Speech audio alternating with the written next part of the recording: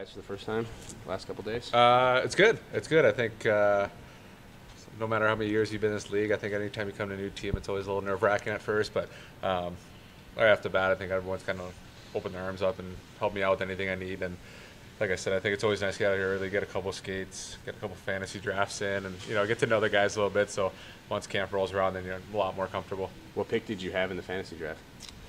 I don't know. I actually thought I was on the same team with Reba, but I guess I got my own team, so I'll find out tonight. Okay. Late draft tonight, so. All right. More importantly, have they welcomed you with a prank yet? Has anyone pulled any jokes on you?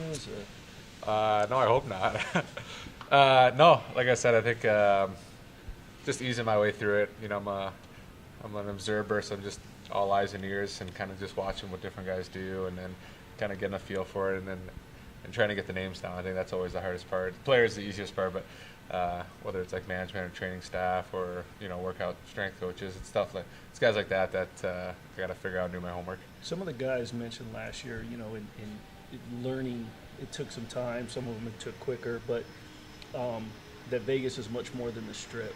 Have you had a chance to sort of adapt here and see that Vegas is much more than Las Vegas Boulevard?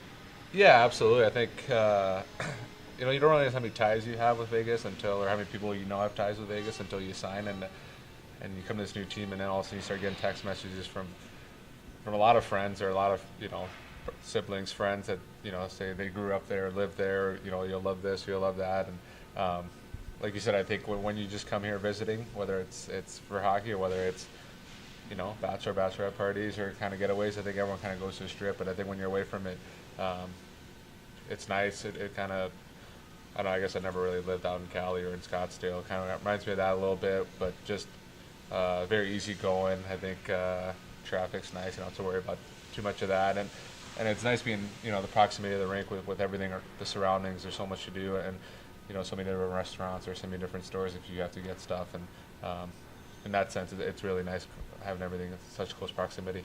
What are a few of the things that maybe attracted you to this franchise? You said, I want to be part of that organization.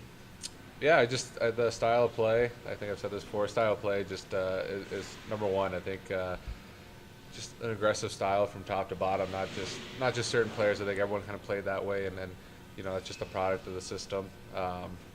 They play a fast game, and they just come at you and go, and every single player from first line to fourth line to at the front end and on the back end. I think a lot of puck moving, defensemen that jump up in the rush and know how to get head man the puck right away and try to create as much offense as they want.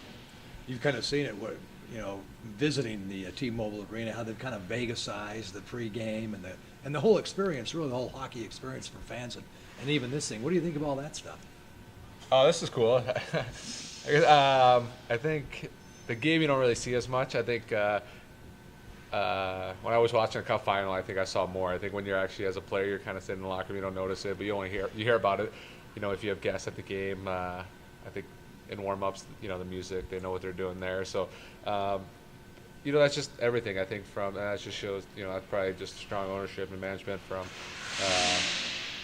people they bring in to coaching staff to, people who help away from the ice to in-game entertainment. I think all that is kind of tied together, and it's the little details like that obviously they want to make it the best possible. What were your impressions of Bill Foley when you met him, the owner? I haven't met him yet. Oh, We chatted, I think, right after I signed, so we had a quick little chat, but he said, He said, don't worry, you'll be seeing plenty of me around the rink all the time, so I'm excited to meet him and then get to meet everyone. But like I said, I think players first for me. That's who I'm trying to kind of get along with right away, because those are the guys I'm going to be with the most. And then from there, I'm sure I'll have plenty of time to meet all those guys. Did he call you? Yeah. Did he have a message for you or something? No, I think it was just short and sweet. I think excited for me, and I'm excited to be here as well. And just like anything, I think sometimes you don't have to be there. You don't expect that for anyone. You have that. It's just it's little things like that might not mean a lot to other people, but to me, or the way I am is just reaching out and him going out of his way to communicate and just to kind of welcome me means a lot. Obviously, you guys are just kind of having fun out there, but the season comes quick. Are there any guys that you're already trying to get some chemistry with, build rapport with? Yeah, no, I don't know. I'm sure they'll have me slotted with different players, but I'm pretty easy to play with, and I try to make the players around me a little better. I know I kind of watch the guys and see it. I know their style of play, but out here you also get to really get to watch, what they're good at, what they excel at, where to find them, why they want the puck, and then it's easy playing with guys like that. Anything surprise you, whether it's like a guy's hockey or just personality or anything on the ice first couple days? No, I don't know. Like I said, honestly, I only knew personally the only guy I knew I think was Revo, and then when I signed here, it's a small hockey world, right? So I had a lot of guys text me. It's like, hey, you'll love this guy, and you'll love this guy, and you'll get along with this guy, and that's all I've heard. So I think a lot of guys, we're all kind of cut from the same cloth and kind of humble like upbringings, and just everyone's kind of a part of the team. That's where you're raised, and I think when you come to a different organization or when a new guy comes in, I think they always kind of receive you with open arms and make it as easy as possible for myself and my family. One of the things the players brought up last year a lot was in the locker room, the chemistry. It was just as strong in there as it was on the ice. Just in this short time, couple of days in here, and since you've been here, have you felt that? Yeah, you can see that. I think, like I said, I think because probably about half the guys or 3/4 of the guys are here. So, but I think you just see how there's really no clicks. Like I said, it's always tough, right? It's pretty early, but like you said, I think with everyone kind of involved in the fantasy draft or, everyone working out, everyone's skating, I think you don't see 2 or 3 guys just kind of talking to each other. Sometimes you have on different teams or kind of growing up on different organizations. But here, I think everyone's kind of in the same boat from where they came last year to how close it was. And then this year, I think everyone's kind of on a mission and wants that ultimate prize. And I think when that happens, or when everyone's kind of all in on that, I think it kind of makes everyone gel a little quicker. And like you said, I think as much success as you have on the ice, I think a lot of it correlates with how the guys and the wives and the girlfriends and families kind of all get along off the ice. From the outside looking in last year, what did you think of the success of this team from the 2 teams you were on last year? What did you honestly think of this Vegas team that was doing all this crazy stuff and winning and being successful? What were your reflections? I think early on you knew they'd kind of start off hot.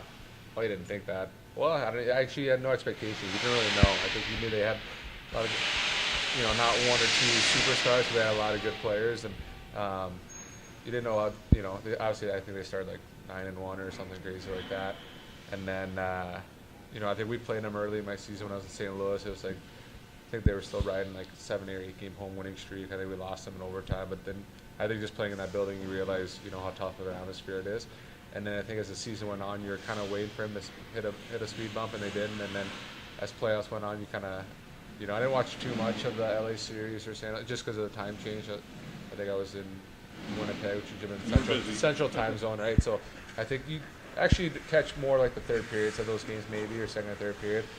And I remember just watching the first round, second round. I thought they were all close games, but I thought they were the better team. I thought, against San Jose game, even the game San Jose, as a fan of the game, when you're not playing, you want every series to go 7, just because you want teams to beat up on each other, and it's also fun to watch, being a fan of the game, and it kind of brings more people to it. So then watching that San Jose series, I think it went 6 games, but even those games, I thought, they played better, they had more chances, and then, I don't want to say they surprised us when we were in Winnipeg, but I thought they were the better team too, and it just shows. I think you do it over a couple of games season, you do it over a course of 100 games, you got something special.